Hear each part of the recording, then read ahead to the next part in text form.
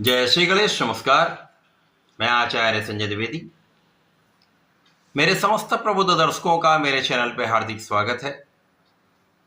प्रिय दर्शकों, आज मैं मकर राशि का अप्रैल माह का मासिक राशिफल लेकर आपके सम्मुख उपस्थित हूं।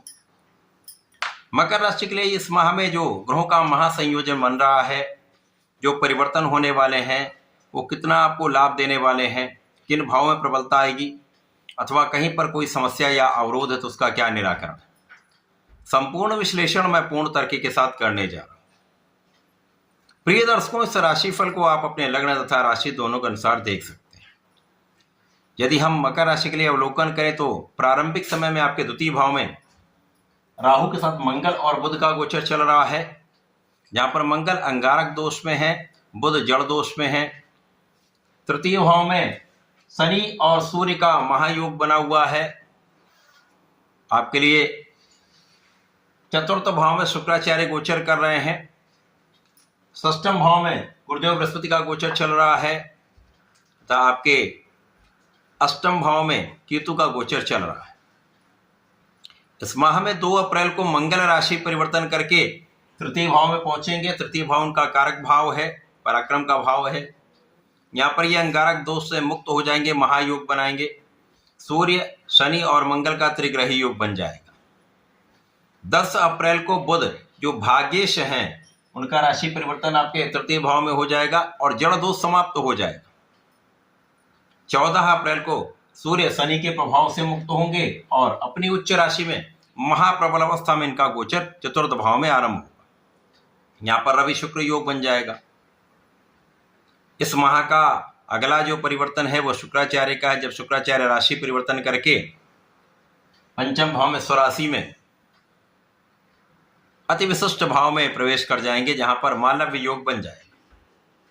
तो ये ग्रहों का महासंयोग बन रहा है।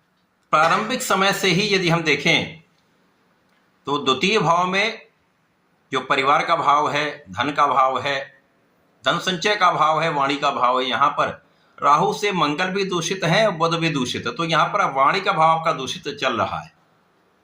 बुद्धि का बल उतना श्रेष्ठ प्रभाव नहीं दे पा रहा तथा भाग्य यहाँ पर बाधित है।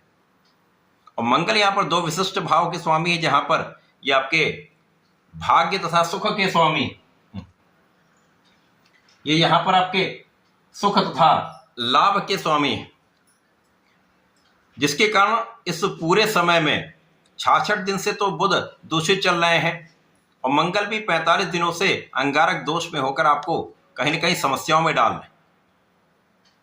परंतु जब 2 अप्रैल को मंगल का राशि परिवर्तन हो जाएगा, मंगल तृतीय भाव में अपने कारक भाव में पहुंच जाएंगे और मित्र की राशि में होंगे, तो यहाँ पर एक महाबलवान स्थिति बनाएंगे, क्योंकि यहाँ पर ये लग्नेश के साथ गोचर करेंगे और यहाँ पर अष्टम के स्वामी सूर्य के साथ इनका योग बनेगा। मंगल और सूर्य में परम मित्रता है, तो यहां पर मकर राशि के लिए मंगल शनि के लिए समभाव में होते हैं। यहां पर तात्कालिक मैत्री है, तो कोई बड़ी समस्या नहीं है। तृतीय भाव में मंगल का गोचर आपके लिए अत्यंत श्रेष्ठ प्रभाव देने वाला होगा, क्योंकि समय आपका परिश्रम कई गुना बढ़ जाएगा। साथ ही साथ यहां पर आपके किए हुए प्रयासों में सफलता मिलनी आरंभ हो जाएगी, क्योंकि आप अपनी ऊर्जा का सही दिशा में उपयोग करने जा रहे हैं। आप महापराक्रमी होंगे तथा आप कर्मठ भी होंगे। जब आप कर्मठ होते हैं तो अपने संपूर्ण प्रयास करते हैं। अब सफलता मिलना या ना मिलना वो एक अलग भाव है, परंतु प्रयास करना अत्यंत आवश्यक है। तो इस समय आप अपने प्रयासों को बढ़ाने वाले हैं, क्योंकि ऊर्जा का श्रेष्ठ प्रवाह आपके अंदर रहने वाला है। तो स्वास्थ्य समस्याएं यहां पर कम होनी आरंभ हो जाए, और जब स्वास्थ्य समस्याएं कम होंगी तो निश्चित रूप से आपका शारीरिक, मानसिक तथा स्वास्थ्य का भाव अत्यंत श्रेष्ठ रहेगा। और जब आप स्वस्थ रहते हैं तो निश्चित रूप से आपके अंदर सकारात्मकता आ जाती है। यहाँ पर भाई बहनों का सहयोग मिल जाता है, अच्छे मित्रों का साथ मिल जाता है, तो रास्ते सरल होने आरंभ हो जाते हैं।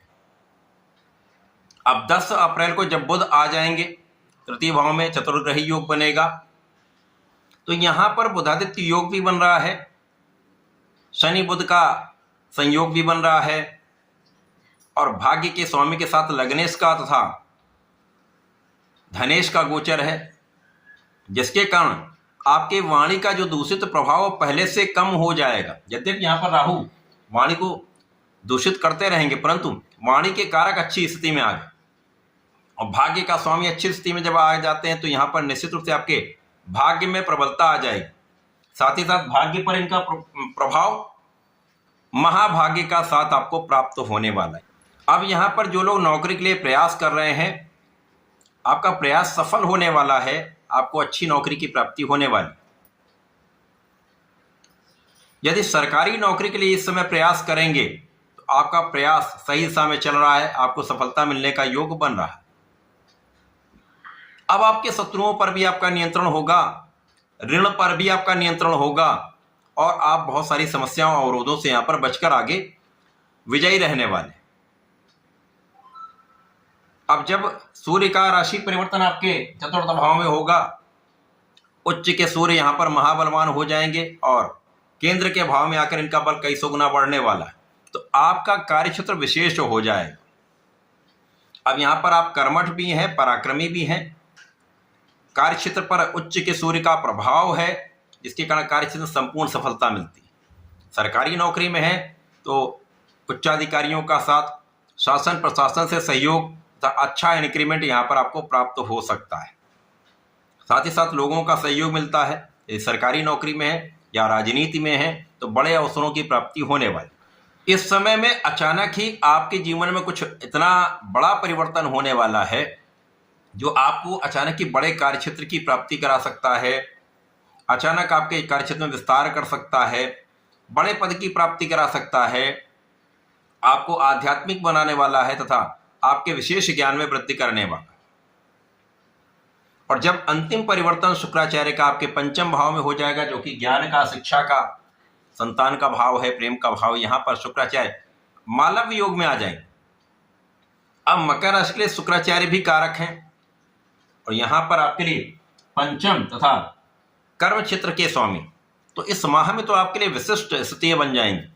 आपका ज्ञान शिक्षा का भाव अत्यंत प्रबल होगा, ज्ञान शिक्षा में प्रबलता आई तथा आपको सफलता मिलेगी। विद्यार्थियों के लिए बहुत अच्छा समय, अच्छा परिणाम प्राप्त होगा तथा संतान पक्ष बलवान रहेगा। संतान से संपूर्ण सुख की प्राप्ति आपको होने वाली। इस समय में आपके कार्य क्षेत्र में विशेष अवसर आपको मिलेंगे, व्यापारिक भाव प्रबल होगा, कला क्षेत्र में नए नए अवसर मिलेंगे। प्रोफेशनल यदि आप हैं तो वहां पर अच्छे अवसरों के, अच्छे कॉन्ट्रैक्ट्स की प्राप्ति हो सकती है। व्यापार में विस्तार से बड़े धन की प्राप्ति का योग यहां पर बन रहा है। तो ये माह आपके लिए अत्यंत विशेष है, महाफलदायी है, महालाभकारी। इस समय में आपको नियमित रूप से भगवान गणपति की आराधना करनी चाहिए। ओम गंग गणपतये नमः का जप करना चाहिए तथा नमः शिवाय पंचाक्षर मंत्र का नित्य जप करेंगे तो विशेष लाभ के साथ साथ संपूर्ण सुख आप प्राप्त करेंगे। तो ऐसा करके इसका लाभ लें। धन्यवाद, नमस्कार।